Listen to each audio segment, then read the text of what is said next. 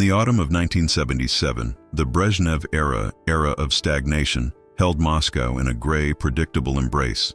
The state, on its 60th anniversary, celebrated its endurance.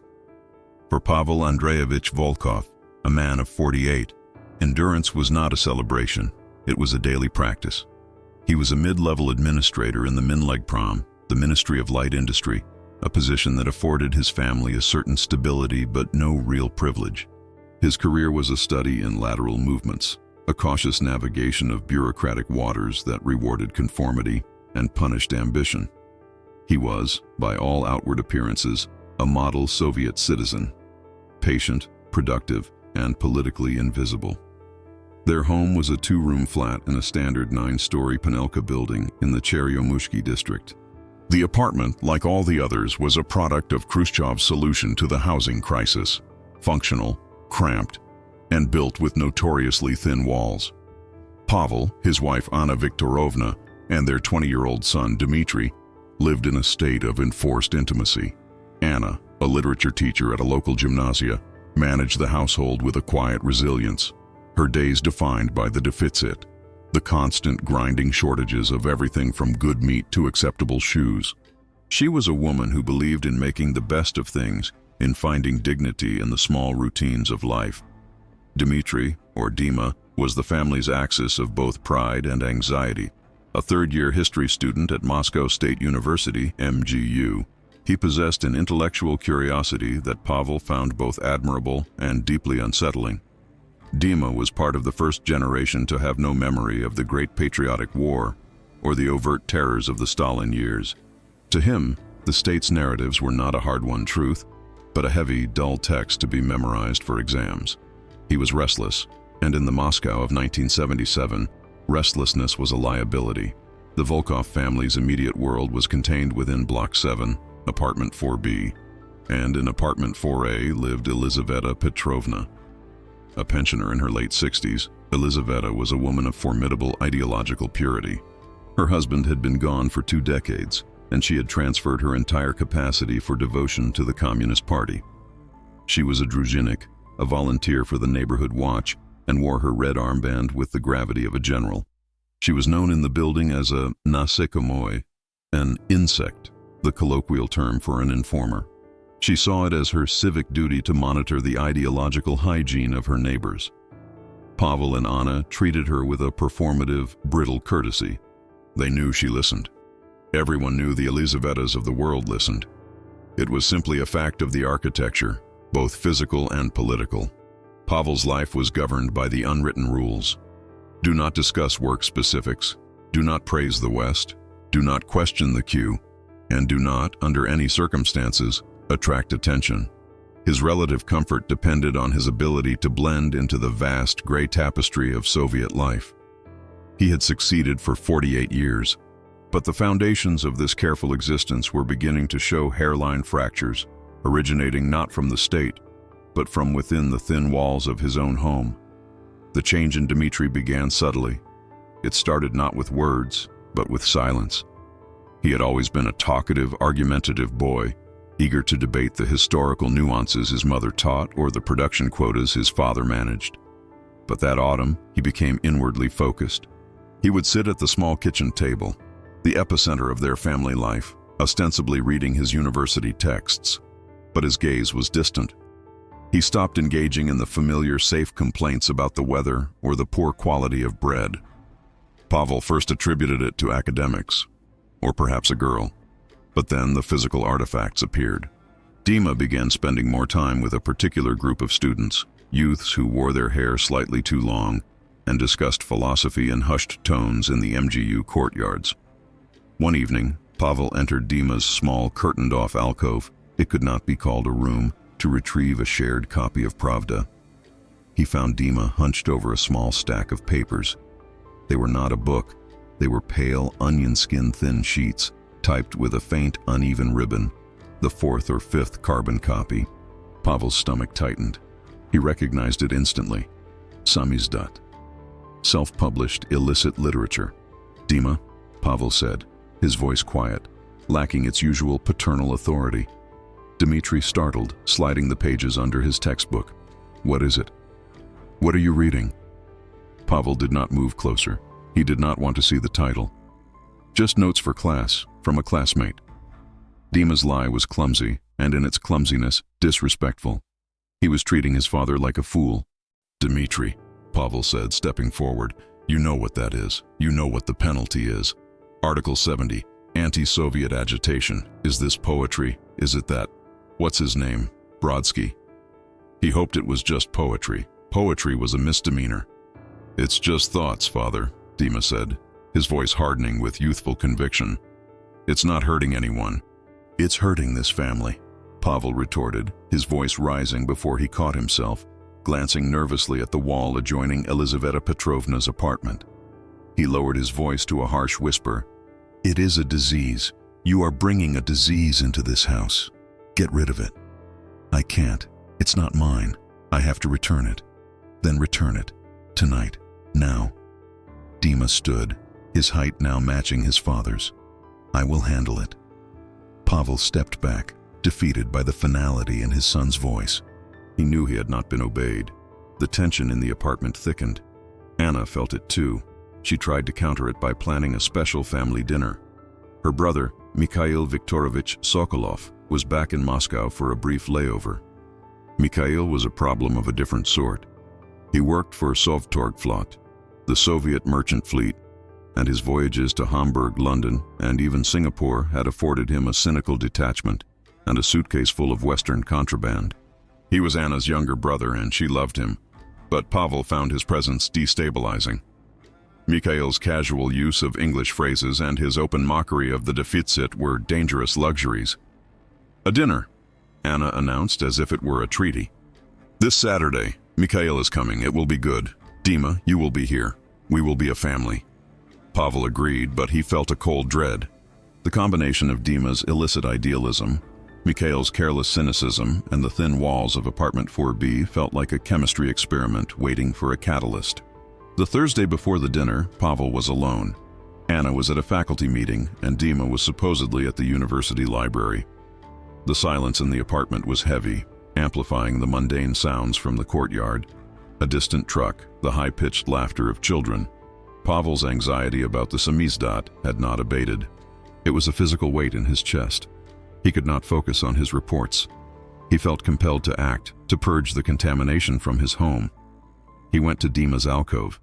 He felt like a trespasser, a petty tyrant, but his fear was stronger than his principles. He looked under the mattress, a cliché, and found nothing. He checked under the small stack of textbooks. Nothing. Finally, his eyes fell on a loose floorboard beneath Dima's cot. He had helped his son fix that board 2 years prior. It moved easily. Beneath it, wrapped in an oilcloth, was not just the thin pamphlet of essays. It was a book. It was thick, heavy, and professionally bound, but not by a state press. The cover was a blank dark blue. Pavel opened it. The title page was typed, not printed. The author's name alone was enough to make his blood run cold. Alexander Solzhenitsyn. The title was The Gulag Archipelago. Pavel stumbled back, dropping the book. It hit the floor with a soft, heavy thud, an impossibly dense object in his lightweight world. This was not poetry. This was not a philosophical debate. This was, in the eyes of the state, a declaration of war. This was Article 70 taken to its most extreme conclusion. Possession of this book was not a mistake. It was a conspiracy. He picked it up, his hands shaking. He carried it to the kitchen, his mind racing. His first instinct was to destroy it. Burn it in the incinerator chute? No, the smoke would be too thick. Someone would notice. Flush it? Impossible. The plumbing was too weak, and it was too large. He would have to tear it, page by page. He sat at the kitchen table, the book open before him, and began to read a random paragraph. The words were precise, calm, and depicted a reality that he had spent his entire adult life actively ignoring. He read of the mechanisms of the state, the arrests, the transports, the camps.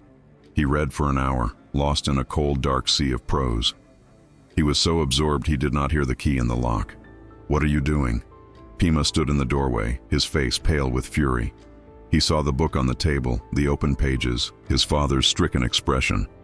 You had no right, Dima whispered, his voice shaking. "No right?" Pavel sprang to his feet, his fear instantly converting to rage. This is a judgment on our entire family. This is 7 years in a labor camp, Dima. 7 years. For agitation and propaganda. For you. For me. For not reporting it. For your mother. It's the truth, Dima said, standing his ground. What is this truth? Pavel spat the word. The truth is that we live in apartment 4B. The truth is that I have a job, you are at university, and your mother is safe. This is an abstraction. It is a fantasy of destruction. You are a child playing with a landmine. And you are a coward playing at being a citizen, Dima shot back. The words hung in the air, sharp and painful. Pavel wanted to strike his son, but he saw the genuine, naive belief in Dima's eyes. It was a belief Pavel himself had perhaps once had, before it was worn away by decades of compromise. You will not have this in my house, Pavel said, his voice void of emotion. He closed the book. The dinner is in 2 days. Your uncle will be here. We will act as a normal family. After he is gone, you and I will take this book, and we will personally deliver it to the State Security Office. We will tell them you found it, that you were confused. We will beg for their understanding. It is the only way. No, Dima said. It is not a request. Pavel took the book, walked to his and Anna's bedroom, and locked it inside their shared wardrobe. He put the small brass key in his own pocket. The book was a prisoner, and so was he. The 2 days leading up to the dinner were the longest of Pavel Volkov's life. The apartment became a pressure cooker. The locked wardrobe in his bedroom felt like an unexploded bomb. He and Dima existed in a state of brittle silence, communicating only through Anna, who sensed the rupture but misunderstood its cause. She blamed Dima's university stress and Pavel's workload, and she bustled about, acquiring a stringy chicken and a jar of pickled tomatoes, determined to force normalcy through the sheer power of her hospitality. Pavel, meanwhile, became acutely, painfully aware of his surroundings. The world he had inhabited with a practiced indifference now seemed full of portents. The Panelka building, once just his home, felt like an observation post.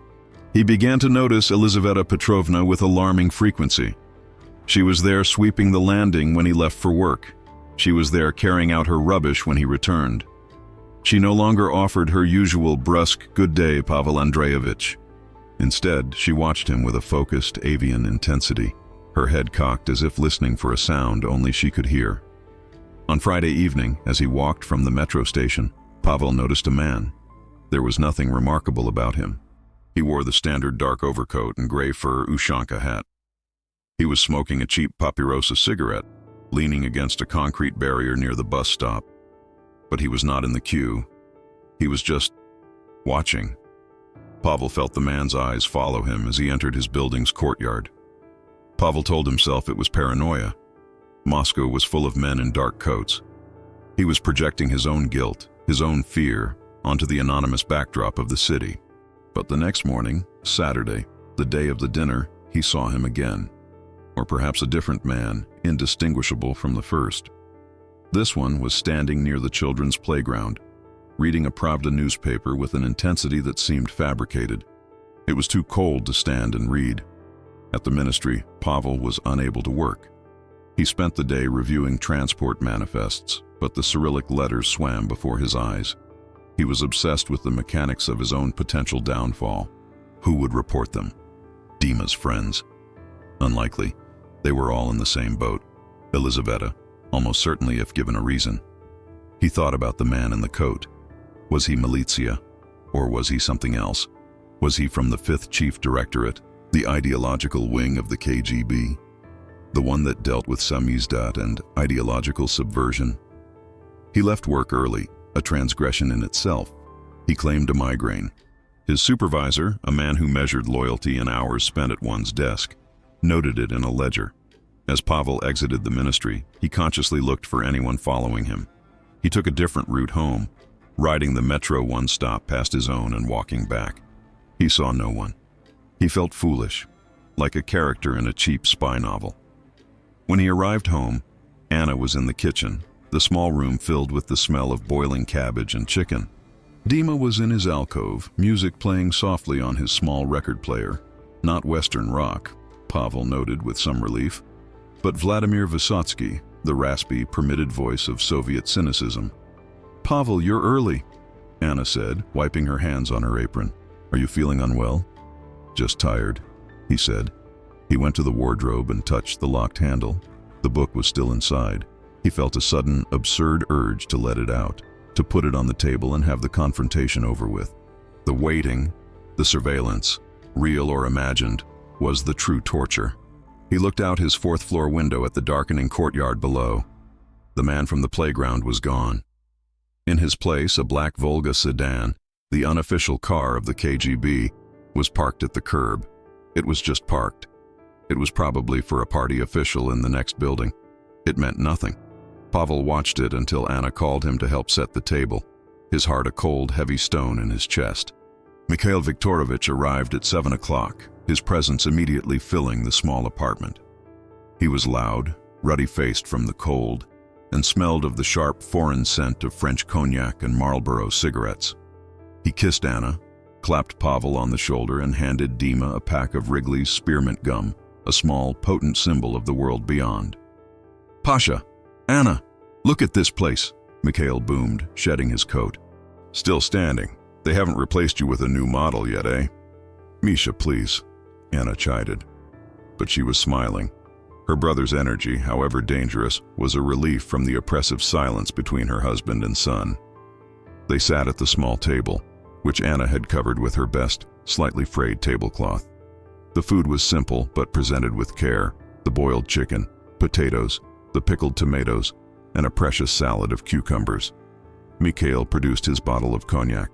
For the special occasion, he declared, to the continued health of the Volkov family. Pavel drank. He needed it. Dima, pointedly, did not.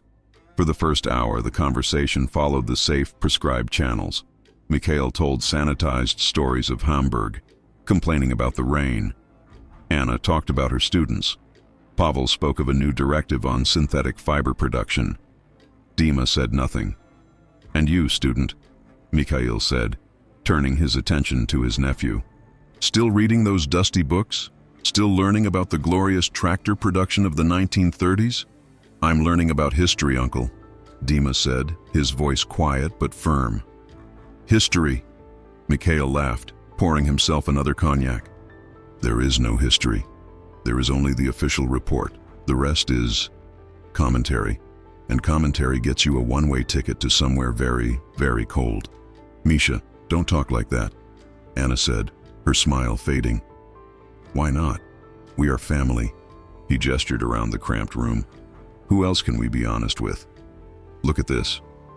Pavel, you work 60 hours a week. Anna, you are a brilliant woman, and you are teaching children how to read propaganda. And for what? For this chicken." He poked it with his fork. "It's a disgrace. In Hamburg, the shop windows, they have more meat in one window than we have in this entire district." "That is enough, Mikhail," Pavel said. His voice was low. He glanced at the wall, the thin plaster separating them from Elizaveta Petrovna. "Is it?" Mikhail said, leaning in. "Or is it not enough? We are quiet, we are careful, and what do we get? We get to be model citizens. We get to wait in a queue for toilet paper." "It is better than the alternative," Pavel said. "It is stable. We have our health. We have our family." It was then that Dima spoke. "And what if the stability is a lie?" The table went silent. Pavel stared at his son. "Dima, do not." "No, I want to hear," Mikhail said, suddenly sober, his eyes glinting. "Go on, boy." "What lie?" "The lie that this is the only way," Dima said, his voice gaining strength. He was no longer speaking to his uncle, but to his father. "The lie that truth is a dangerous word. We talk about stability, but what is it built on? What about the 1930s? What about the history that isn't in the textbooks?" Pavel knew Dima was thinking of the book, locked in the wardrobe. He was talking about the book. "Stop this," Pavel commanded, his hand gripping the table. "You do not know what you are talking about. I know that we live in fear." Dima was standing now, his face flushed. "We are afraid of that old woman next door. We are afraid of a book. We are afraid of our own thoughts. You say you want to protect the family, Father, but what kind of family is it if we can't even speak the truth? Right here at our own table? Truth? Pavel shouted, slamming his hand on the table, the glasses rattling. You want truth? The truth is that the walls have ears. The truth is that your truth will get us all sent to a camp. You are a selfish, arrogant boy who is risking his mother's life for a thought. The apartment was suddenly, dreadfully silent. The only sound was the faint drip-drip of the kitchen tap. The confrontation was over. Dima looked at his father, his expression not of anger, but of profound disappointment. Mikhail stared into his empty cognac glass. Anna had her hands over her mouth, her eyes wide with fear. Pavel had shouted. He had shouted the one phrase he had sworn he never would. The walls have ears. And next door, in apartment 4A, Elizaveta Petrovna, who had been listening intently to the raised, angry voices, nodded to herself. The Volkov family was discussing truth, camps, and history. They were clearly agitated. They were clearly anti-Soviet. She reached for the telephone to call the local militia station to make her official report. The rest of the dinner was a ruin. Mikhail, recognizing the abyss that had opened, made his excuses. He left the half-empty bottle of cognac, claiming a sudden headache and an early morning assignment. His usual boisterous farewell was replaced by a curt nod. Anna cleared the table with trembling hands, her back to her husband and son. Dima retreated to his alcove and closed the curtain. Pavel sat alone at the table, the remnants of the disastrous meal before him. He had failed. He had not only failed to control his son, he had lost control of himself. His shout had been a confession of fear, and in this system, fear was a form of guilt. Sunday passed in a fog of mutual recrimination. No one spoke of the argument. Pavel took the key from his pocket, unlocked the wardrobe, and took out the blue-bound book. He did not look at Dima. He carried the book, along with the morning's kitchen waste, down to the communal rubbish bins in the courtyard. He did not use the chute. He went outside, into the damp, cold air, and buried the book deep beneath the other residents' refuse. As he did, he felt a profound sense of loss. He was not just disposing of a book, he was burying his son's respect for him. He looked around. The black Volga was gone. The man in the coat was not there. He felt a sliver of hope. Perhaps the incident had been contained. Perhaps his shout had not carried. On Monday, life resumed its rigid schedule. Pavel went to Minlegprom. He sat at his desk, processing forms. The normality of it was reassuring. He was Pavel Andreevich Volkov, a bureaucrat. He was not a political case. He was a cog, and the machine needed its cogs. He returned home at his usual time. Anna had prepared a simple soup. Dima was home, studying. The fragile peace held. Tuesday was the same, and Wednesday. Pavel began to relax. The fear receded, replaced by the dull ache of the rift with his son. It was a survivable injury. On Thursday morning, 1 week after he had discovered the book, the knock came. It was 6:15 a.m., still dark. It was not the polite, rapid tap of a neighbor. It was a firm, official knock. 3 measured raps on the thin wooden door. Knock, knock, knock. Pavel's heart stopped. He knew, instantly. Anna sat up in bed. Who is that? Pavel was already out of bed, pulling on his trousers. He knew better than to make them wait. He walked through the small foyer. He saw Dima's curtain pull back, his son's pale face peering out. Pavel looked through the peephole. 2 men. They were not uniformed militia. They were in civilian clothes, the same dark, unremarkable coats. He opened the door. Pavel Andreevich Volkov? The taller man asked. His voice was flat, bureaucratic. Yes. I am Major Kuznetsov. Committee for State Security. We would like you to accompany us. We have some questions that need clarification. It was the language of the state, polite and sterile. He was not being arrested. He was being invited. Now? Pavel asked, his voice a dry croak. Now, if you please. It is a matter of some urgency. It would be better to resolve this quickly. The better hung in the air, a clear, unspoken threat. Anna was behind him now, clutching her nightgown. What is this? What has he done? Major Kuznetsov looked past Pavel at Anna, his eyes cold and uninterested. "This is official business, Grajdanka, citizen. Please, Pavel Andreevich, your coat." It was a procedural, almost gentle dismantlement of his life. One of the men, the silent one, stepped past him into the apartment, his eyes scanning the room, at Dima, at Anna. He was not searching, merely observing, establishing dominance. Pavel put on his coat and hat. He did not look at Anna or Dima. He could not. If he looked at them, he would disintegrate. "Where are you taking him?" Anna cried. "To the district office. He will be back when the administrative questions are settled," Kuznetsov said. He gestured to the door. Pavel Andreevich Volkov stepped out of his apartment into the custody of the two men. The door clicked shut behind him. He was escorted down the stairs. They did not use the elevator, and into the courtyard. The black Volga was waiting. It had been there all along. The Moscow district office of the KGB was not, as Pavel had feared, the infamous Lubyanka. It was a bland, yellow brick administrative building, indistinguishable from a dozen other municipal offices. This, he realized, was part of the psychology. The terror was bureaucratic. He was not put in a cell.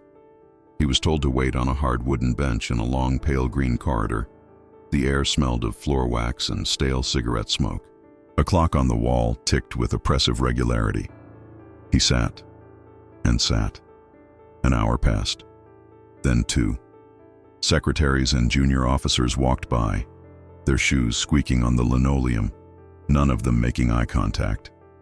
He was an object, a piece of paperwork to be processed. The wait was designed to unmoor him from his identity as Pavel Volkov, bureaucrat, and reacclimate him to his new status. Pavel Volkov, case file. Finally, at 11 a.m., a young soldier called his name. He was led into an office. It was plain: a desk, 2 chairs, a filing cabinet, and a requisite portrait of General Secretary Brezhnev. Major Kuznetsov was behind the desk. He was not the imposing figure from the doorway. He was a nondescript man in his 40s, with tired eyes and nicotine-stained fingers. The file on his desk, however, was thick.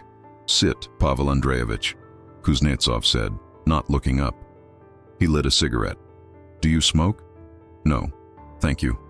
Kuznetsov nodded, as if this confirmed something. He opened the file. "So, a long life, a good record, Minleg Prom, a son at MGU, a wife who is a teacher, a model family." He paused. Or so it would seem. Pavel said nothing. He knew the first rule: say as little as possible. "We have a report," Kuznetsov continued, his voice monotone. "A report of a disturbance at your apartment. Shouting, political in nature. A dinner, I believe." He consulted a page. "A report from a concerned citizen, Elizaveta Petrovna. She states that on the night of Saturday, the 17th of October, loud voices were heard. Words were used. Camps. Truth. Fear. The walls have ears. Do you recall this conversation, Pavel Andreevich?" Pavel's mouth was dry. "It was a family disagreement. My brother-in-law was visiting. We drank. It was nothing." "Nothing." Kuznetsov smiled, a thin, unpleasant expression. "Family disagreements are not our concern. Anti-Soviet agitation, however, is. Your brother-in-law, Mikhail Viktorovich Sokolov, Sovtorgflot, spends a lot of time in the West, yes? Hamburg, London." Kuznetsov leaned forward. His tired cop demeanor vanished, replaced by a cold, surgical precision. "Here is the situation, Volkov. We know about your son." Pavel's blood ran cold. "My son?" "Dmitry Pavlovich, his friends, the philosophy group, the things they read." Kuznetsov tapped the file. "We have an extensive report. We know about the samizdat. We know about the Gulag archipelago." Pavel felt the floor drop out from under him. The men in the coats, the Volga, they were not for him. They were for Dima. "This is a very serious matter," Kuznetsov said softly. "Article 70, 7 years for your son.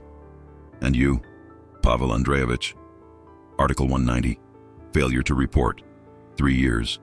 Your wife, complicit. Your family, destroyed. Your careers, over. your apartment, given to a more deserving family. All for a thought. Pavel could not breathe. Or, Kuznetsov said, lighting another cigarette, there is another version of events. He waited. This was the moment. You are a loyal Soviet citizen, Pavel Andreevich. You have always been. But you are weak. You have allowed negative influences into your home. This brother-in-law, Mikhail, he travels. He brings in Western poison. He spouts cynical anti-Soviet rhetoric. He is a corrupting influence. Pavel stared at him, understanding. He comes to your home, Kuznetsov continued, painting the picture for him. He brings foreign liquor. He mocks the state. He fills your son's head with these truths. Your son, who is young and impressionable, repeats this nonsense. You, the father, the loyal citizen, become enraged. You shout at Mikhail. You tell him that the walls have ears, that you will not tolerate this filth in your home. It was not a family disagreement. It was a political act. You were defending the state from your brother-in-law. Kuznetsov sat back. This version is much cleaner. A man who travels abroad gets out of hand. We understand. We simply reassign him.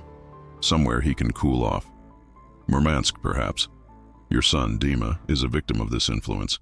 He requires a stern talking to, but the university can handle it. You, Pavel, are a hero. A citizen who, when confronted with anti-Soviet talk, even from family, did his duty. The choice was laid bare. It was not a choice between truth and a lie. It was a choice between two lies. One lie saved his son and sacrificed Anna's brother. The other lie sacrificed his entire family. Pavel thought of Dima. He thought of his bright, foolish, idealistic son rotting in a labor camp. He thought of Anna, broken. Mikhail, Pavel said, his voice cracking. He brought cognac. He started talking. About Hamburg, he said our system was a disgrace. He brought up history, things that are not true. I told him to stop. Dima was just listening. I shouted at Mikhail to get out. Kuznetsov nodded slowly, as if a difficult equation had been solved. He pushed a blank piece of paper and a pen across the desk. Write it down, Pavel Andreevich. Everything you remember. Your official statement. Be detailed. Pavel picked up the pen. He began to write. He wrote for an hour. With every word, he felt a piece of his own soul turn to ash. He signed the bottom. Kuznetsov read the document, folded it, and placed it in the file. He stood up. Good. You see, just a misunderstanding. You are free to go, Pavel Andreevich. We will have a car take you home. We appreciate your cooperation. Pavel was released just after 8 p.m. He had been gone for 14 hours. When the black Volga dropped him at the entrance to his building, he felt profoundly changed. The man who had left that morning was a worried father. The man who returned was an informer. He walked into the apartment. The silence was absolute. Anna and Dima were at the kitchen table, exactly where he had left them in his mind. They stood when he entered. Anna's face was a mask of terror and exhaustion. Dima's was cold, watchful. Pavel? Anna whispered. Are you all right? Pavel looked at his wife, at the small, cramped room that had been his entire world. He felt nothing. He was hollowed out. They let me go, he said. Anna rushed to him, burying her face in his chest. Thank God, thank God. Dima did not move. What did they want? Pavel looked at his son over Anna's head. They wanted to talk about the dinner. What did you tell them? Dima's voice was sharp. Pavel gently detached himself from Anna. He sat down at the table. They knew. They knew everything, Dima. They knew about the book. They knew about your friends. Anna gasped. They knew. Pavel continued, his voice flat. They had a file. They were going to take you. Article 70. Dima's expression flickered for the first time, from anger to fear. What did you do, Pavel? Anna asked, her hands twisting in her apron. I explained the situation, Pavel said, unable to meet their eyes. I told them it was a misunderstanding, that the influence was not from Dima, that it was Uncle Mikhail. Dima finished, his voice heavy with comprehension.